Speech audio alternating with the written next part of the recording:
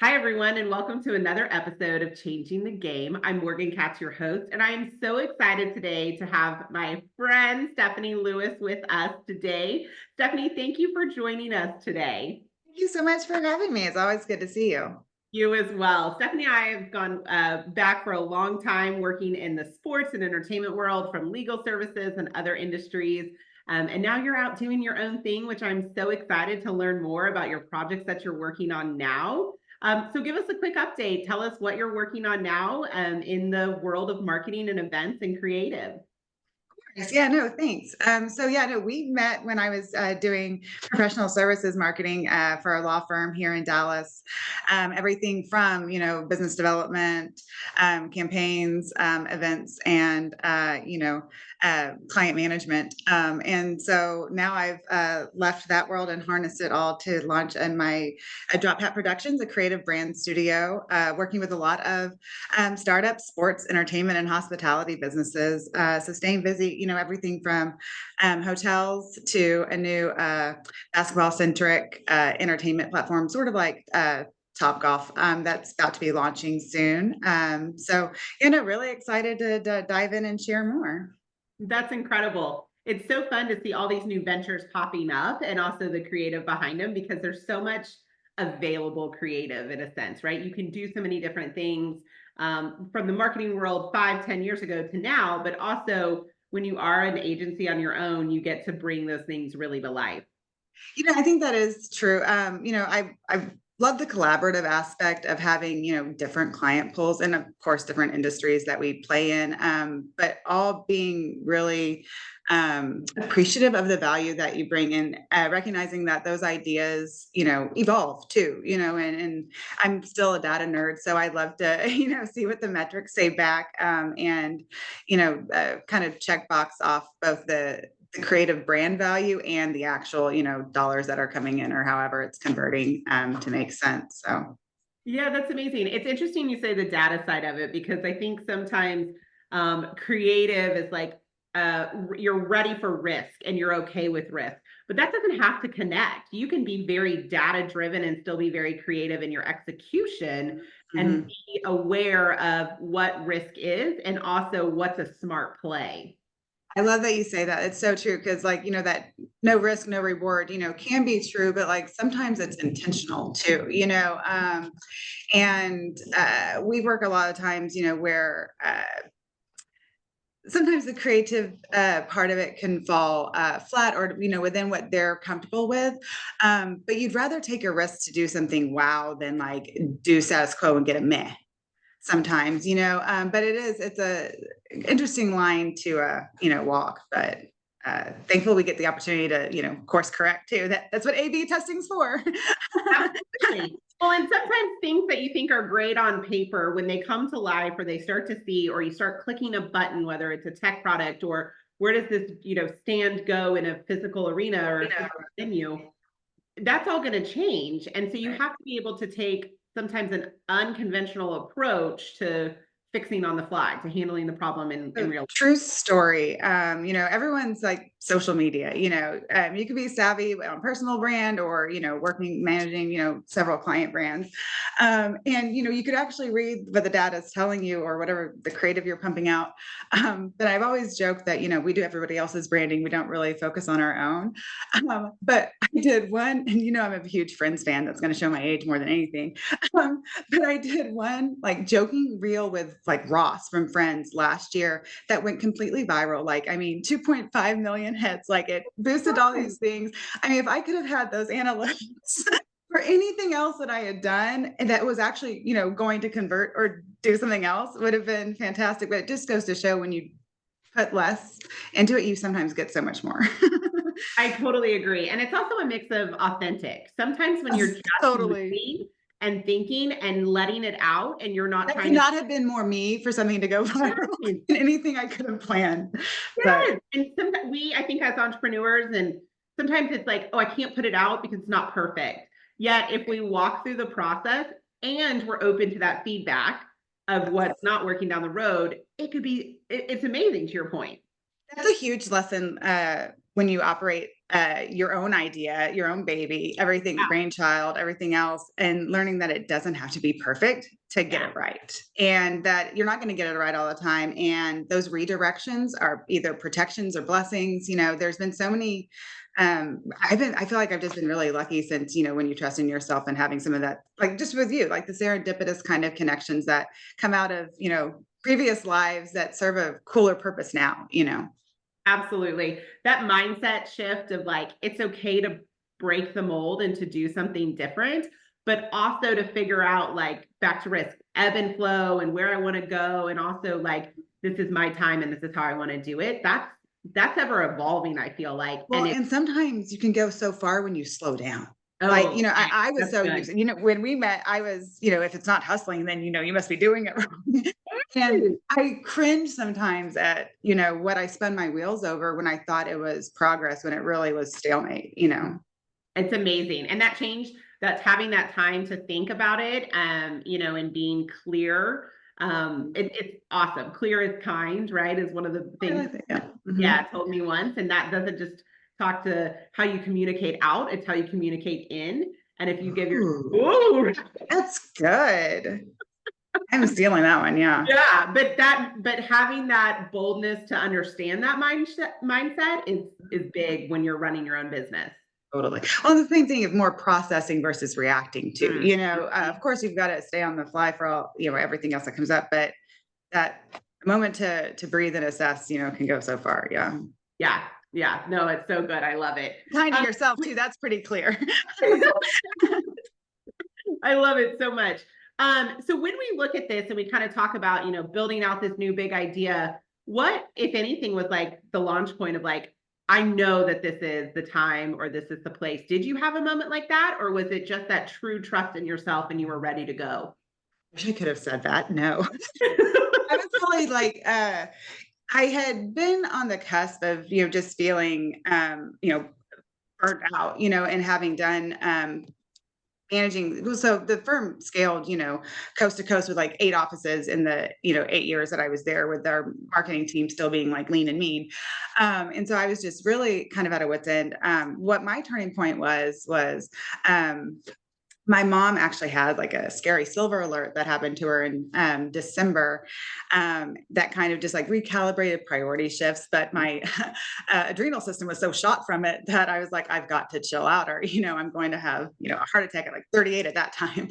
Yeah. And so I spun on it, was just kind of thinking on it. But my son wound up graduating high school early. And so, with him spreading his wings and figuring that plan out, really all so much more independently than I would have at his age, I was like, well, I could do the same thing. And so that spurred me to, and actually I had lost a high school friend shortly at that same time, that kind of just spurred me to, like, a why not kind of moment.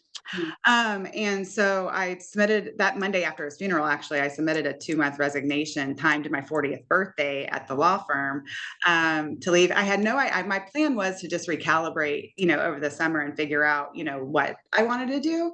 And then I think I told you this, within like 2 weeks, I had an LLC, a trademark, and all these things, a website, where, it just, and the name of my company actually came from the movie Heat. Again, 1990s are showing.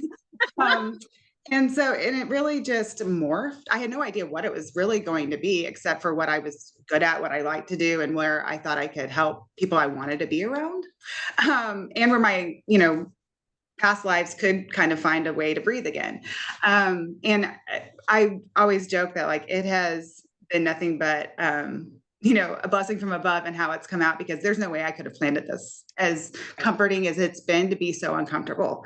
And so I just, I wish I could have said it was confidence in myself, but it was probably the knowing that you just have to get it done. And that's as much of it is as, being a mom for half my life, and not having any other choice, to, also just wanting to see how you do it. And it's been, I would rave about it forever. I wish I could have done it earlier, but I needed those lessons learned to, and now rebuilding at 40 is a cool thing. So look at that. Didn't even know.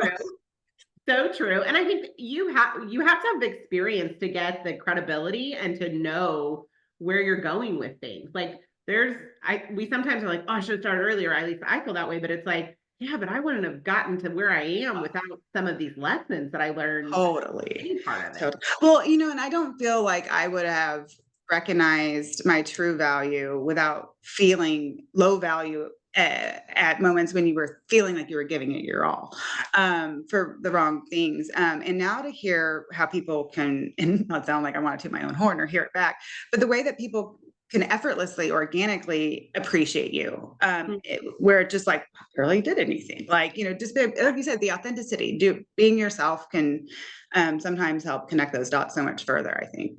Yes, totally agree with you on that. And it's really interesting too, for as you grow, right? Like how are you going to put that into your culture, into your company, into whether it's contractors, employees, but like you own that now, and there's a lot of options and availability, and also just awesomeness, in a lack of a better word, to put all that in real life for other people. So true. Well, it's speaking of growing the team and things like that. Last summer was our year one full business, and one of my son's friends from high school was studying marketing and wanted an internship in between his other part-time job, and so would come over 3 days a week and help us with some of the back end social and website stuff, and just ideate and learn. And cute aside, his dad's a disc jockey, and one of their other friends was interning at the radio station. So it was a cute little play-by-play, like, what are they having him do? What are you having to do?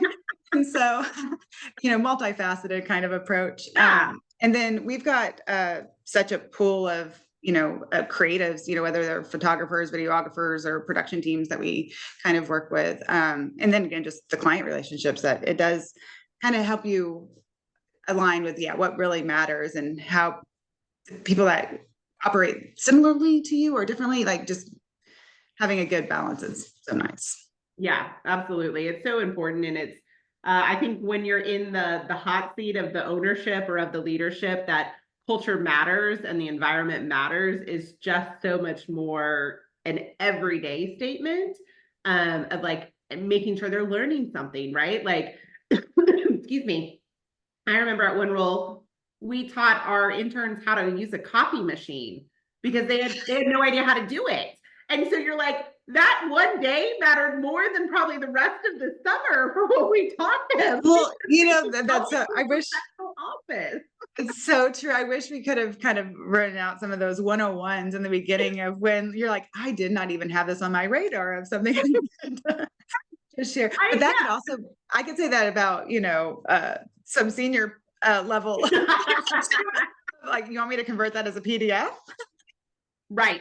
How to do a mail merge, like all these things. You're like, three-way phone call. Again, good thing I was born in the 90s. I got that one.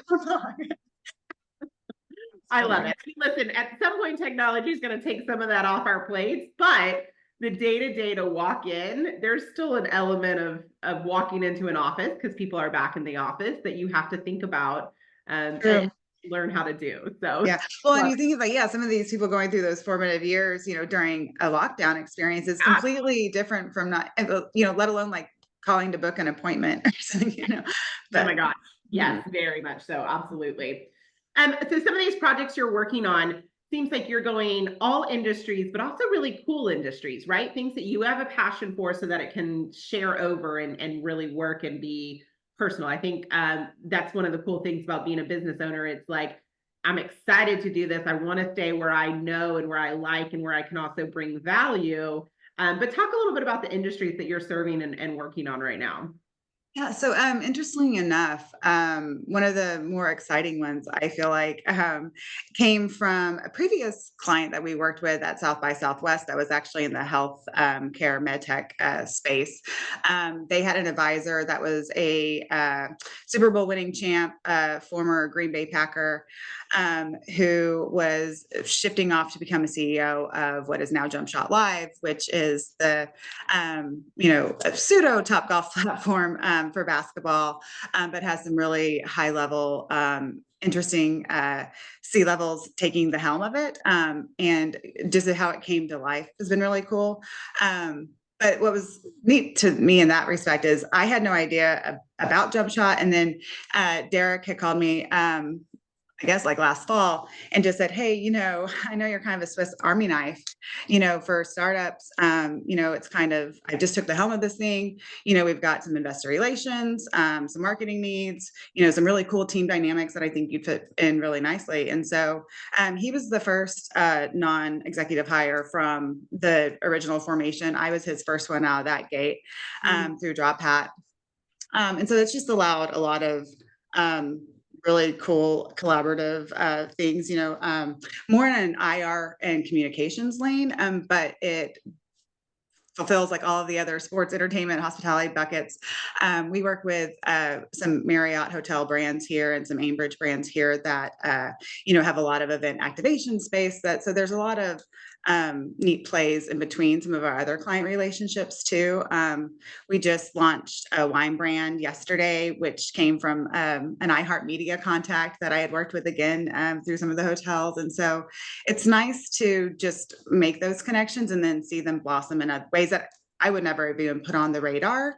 But they've been so fulfilling. And actually there's some of the attorneys that have left the law firm that have opened their own practices that I still work with and help support. And it could be more their comfortability of me understanding what they do to just do it how they want. But it's a nice blend of all those creative elements. So, I mean, it really would be like startup, sports, entertainment, hotels, restaurants, products there, so it really kind of runs the gamut, but that's how my mind kind of works too. If it were the same predictability, it would be hard, but that's also where MarTech, God love it, makes it a lot more manageable, both in what I can deliver for them and in how, we operate. And so, it's always nice, to see. And my first activity actually with Jump Shot was helping support their launch here in the Colony at a golf tournament too, so if it can merge all the passion points, it's going to be a win, right? I love that. But I think all the industries you talked about are cousins in a way, right? They're kind of related, from product to tech to lead, all this stuff talks to each other. It's not like you have this one outlier, like, agriculture or something that maybe doesn't fit in, right? So I think solar power I do actually have. Of course you do. That's a college friend. I love him dearly. He does a lot. And there's like a hunting guide service that he also does with it too that is mixed in. So like experiential. Yeah, there's some blend. So I love it. I love it. Well, I think marketing that's a big word, right? Like it's a big industry. There's a lot of things that fall under it from different lines and products and industry, everything about it. And so your creative mind to be able to connect all those dots is just awesome and super impressive. ADHD superpower. You know what? It kind of probably helps a little bit tie it together. With marketing being such a big thing, and I think it's kind of an industry that's affected a lot right now, and whether it's the right headcount at a company or how many services do we need, how many technology platforms do we need, all of that. What have you seen in the industry that's either everyone's shouting about and you're excited about, or no one's talking about and you're like, hello, is anyone there? Like, where does that live for you? I will actually say I've seen a little bit more of this lately. So I'm hopeful in that, there's still, I think, some people who are confused by what marketing is, or just think like, oh, social media, I need 1 million followers today, or, that's what's going to, convert or bring in business or awareness, whatever it is. Where they're so concerned over those vanity metrics, like where likes over loyalty is kind of what I say, unless, you're really doing something with those likes, they're really not harnessing any power from that. And it kind of goes through the authenticity too. There's been a lot more, trending stuff is cool, but really letting people like using the storytelling of what social can really be. The words together, social media. It's supposed to be getting that information and making it, a fun, engaging way. And so that's, I think, kind of one of the hangs ups, and especially maybe educating some of the clients, and where you could really be helping. Because we do a lot organically. We do manage, some paid ads, but there's a lot that you can do with just being yourself, or filling the gaps that, outside of a marketing brain of what a normal consumer or, audience would look like. Yeah. So again, not necessarily overthinking it, but, and then Yeah. I've learned to, again, I have so many, like a little collective of brain power that I go to and trust, and learning those tools that other people work, like I can reach on some of the ones that have, would save so much time in whether it's proposal software or my media management or social media management, there's a lot that you can really help yourself with. Yeah, no, absolutely. I totally agree with you. And I think From a reporting perspective, because as much as I say I could do the data stuff, I still girl math a lot of numbers. So well, again, you might sometimes it's like that was great, and then you look at what actually produced either cash value back or anything else, and you're like, oh, I love what you said. you do have to have a flexible expectation standpoint with and sometimes what's going to look good on paper translates so different and works so much better than you would have thought from some of those things too. I love what you said about likes and loyalty, that connection. It just because you have all these likes doesn't mean that you're getting sales or you're getting this loyalty from the buyer. I think that's a great point for people because we do, the magic number is, how many likes, how many shares, how many follows, like, and what does that actually mean? And this just goes, I guess, to the nature of social media again, too. That battle of comparison, like that comparison game of like, everyone is a little too competitive sometimes in who they really think is a competitor, depending on lanes and expertise and things. But there's nothing wrong with finding a different niche either, or really carving out what is going to be, I'm thinking marketing agencies. There's so many people, like I see it all the time. Like I can't, no notes. You did fantastic on that website. Like, what do you want from me? But like sometimes just those different ideas and thought points and creative brains, pulls out a prettier picture than what just one mind or 10 minds could do. Yes, I love it. Totally agree. I think it's amazing. And I think you have such a creative mind and again, data driven. And so you're able to really just pull off some amazing things for your clients. I love seeing it. It's always been fun to chat and talk to you about marketing and events. And over the time of our I do miss my Morgan events most. I will always be a fan of those. We've always had fun with our events, and we'll have to get the books for later this year. And I still sing your praises for what you can do to make life easier for those that have to try to fill those seats and gaps. So thanks. Oh, absolutely. We love it. It's our pleasure at Ticketology. It's super fun, and we love talking tickets and events with people and figuring out just a better process. And I think that's what we're all trying to do as entrepreneurs. A lot of times that's what drives us is we can fix this or we feel like we can. And so it's a real excitement to be able to do that on our side. Well, you wear the tool belt nicely. Thank you. Thank you. Stephanie, if people want to find you or get in contact with you, how would they do that? What's the best way to see Drop Hat or to reach you? Sure. You could go to www.drophatproductions.com, or you could always email me at Steph at steph@drophatproductions.com, or find me on LinkedIn, anywhere else. Perfect. Well, this was fantastic. I always love connecting and chatting with you. Thank you for coming on Changing the Game. I love hearing your story, and we'll see you on the next episode. It was on the podcast. Thanks.